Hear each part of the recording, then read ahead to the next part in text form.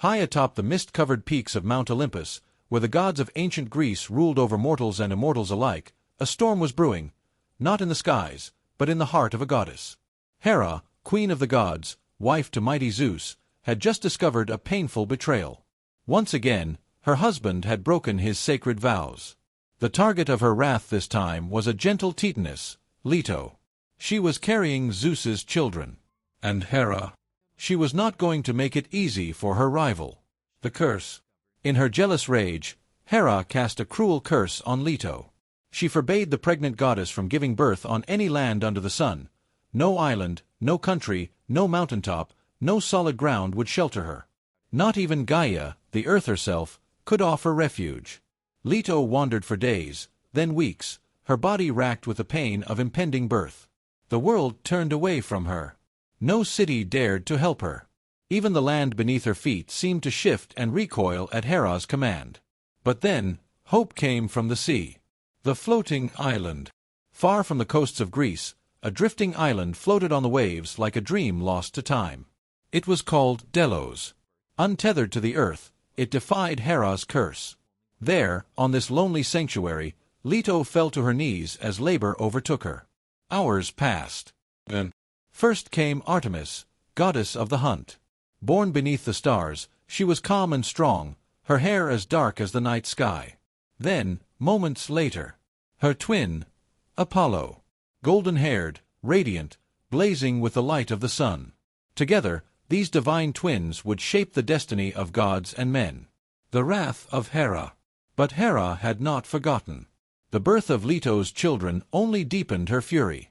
To punish Leto further, she summoned a monstrous beast, Python, a vast, venomous serpent born from the filth of chaos. Its only purpose? To hunt down Leto and her newborns. To devour them before they could grow into threats. Leto fled across the world, clutching her infants to her chest. She wept, not for herself, but for the lives of her children. One day, thirsty and exhausted, she came upon a small pond. But even here, cruelty awaited. Peasants tending the fields nearby mocked her and stirred mud into the pond with their feet, tainting the water so she and her children could not drink. Leto, divine though gentle, had limits to her patience. She cursed the peasants, turning them into frogs, condemned to forever croak and wallow in the very filth they had stirred. The vengeance of Apollo. As the twins grew, so too did their strength and their purpose. Hephaestus, god of the forge, gifted each a powerful bow.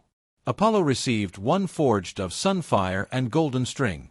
And with that, the young god's thoughts turned to vengeance. He would slay the monster that had tormented his mother. He would destroy Python.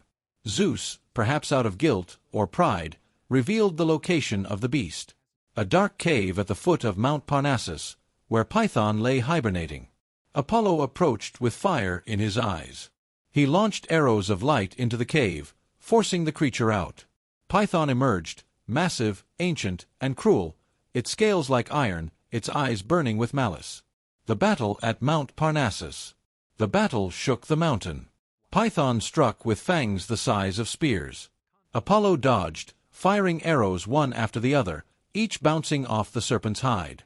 But Apollo was not just strong. He was clever. He waited, watched, and looked for weakness. Then, with divine precision, he loosed 2 arrows. One struck the creature's eye.